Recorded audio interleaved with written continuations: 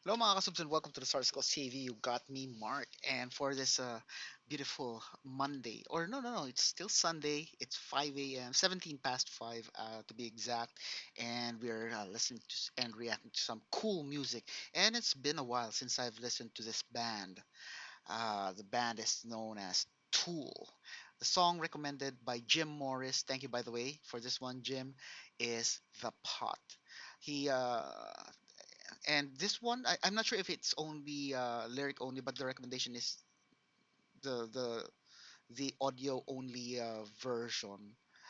But I'm picking this one because this one has lyrics as we listen to the music, so that it's easier to follow. But it's technically audio only still. Before we give it a go, just a quick thank you to all our viewers, subscribers. mm, I'm just checking outside. It's still dark. So thank you for to all our viewers, subscribers, members, and sponsors sa inyong patuloy na suporta to our with our channel. Sana huwag kayong magsawa. And without any further delays, let's give this song a go. In three, two, one.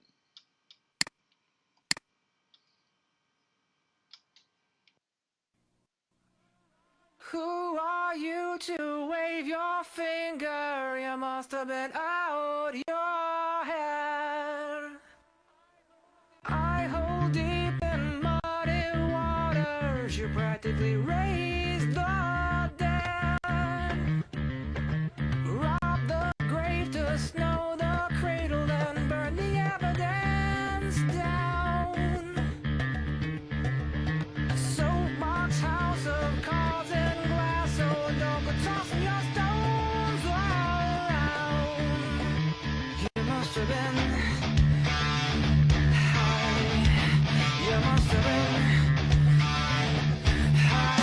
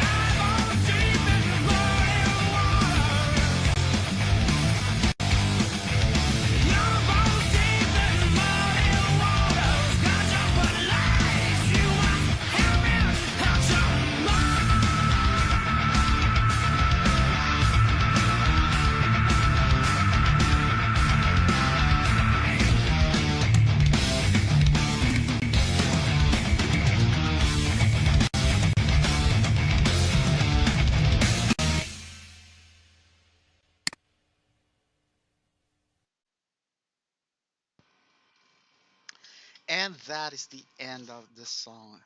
Stig, badass. Uh, I don't know if it's just me, but it's this particular song.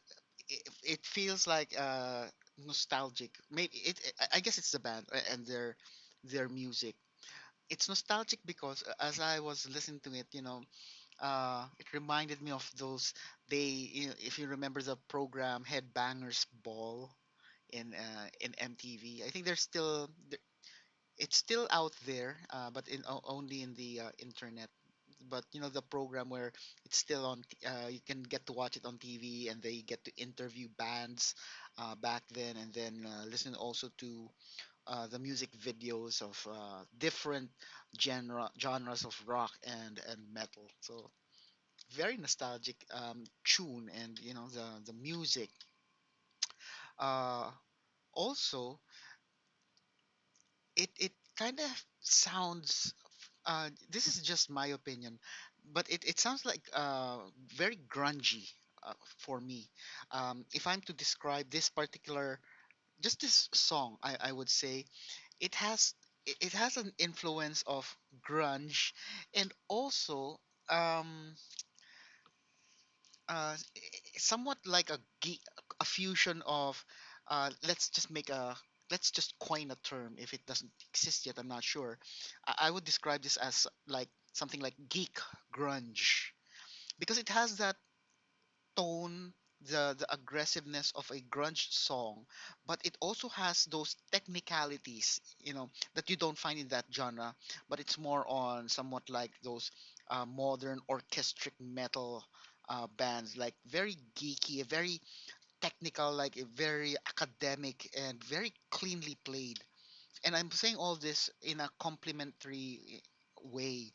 And so I admire those, especially the intro. It starts with a bass. I'm just not sure whether it's two hands or just the left hand doing those nice tapping sounds. And then the tone of the bass reminds me of that of Duff McKagan by Guns N' Roses. They have that similar tone. And then there's that tribal-ish uh, drums, like the bongo or something, conga, or it's something that it's a type of percussion that is used by just the hands. And and what else? And then that genty guitars.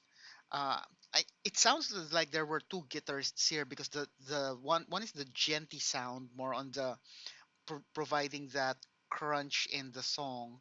And then there's one who is using producing those weird sounds. So there's those sounds, especially in the beginning, where I hear it sounds like a feedback, and then slowly transitions or changes into what would sound like when those glam rock bands, when they um, make a they pinch, or they make that harmony sound, and then pull back that tremolo, giving you that squealing horse sound, like something like that.